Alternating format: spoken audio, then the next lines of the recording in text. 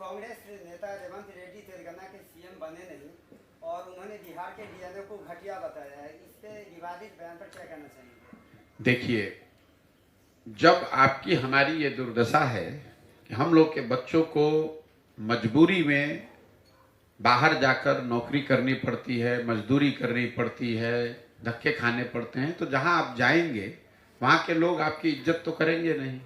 उन्होंने क्या कहा, कल किसी डीएमके के सांसद ने कुछ उत्तर भारतीयों के लिए कह दिया, ये बात तो बिल्कुल गलत है, नहीं कहना चाहिए।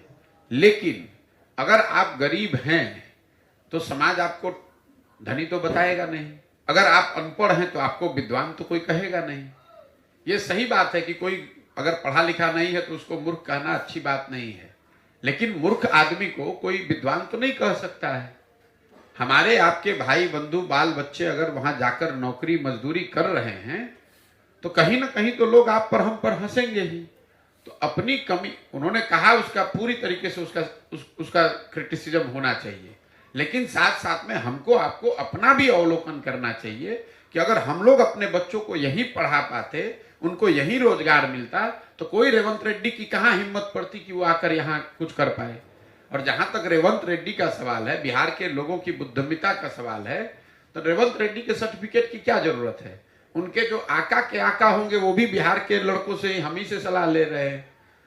तो बिहार की विद्वता की बात नहीं है, बात यह है कि हम लोग के ज्यादातर बच्चे जो हैं वो पढ़ाई के अभाव में, शिक्षा के अभाव में, रोजगार के अभाव में उन जगहों पर जाकर मजबूरी में काम कर रहे हैं। इसलिए लोग इस तरह की टीका टिप्पणी करते हैं, आपसे अभद्रता करते हैं, आपको गाली देते हैं, मारपीट करते हैं। और ये तब तक नहीं रुकेगा जब तक कि बिहार में व्यवस्था को सुधारा नहीं जाए।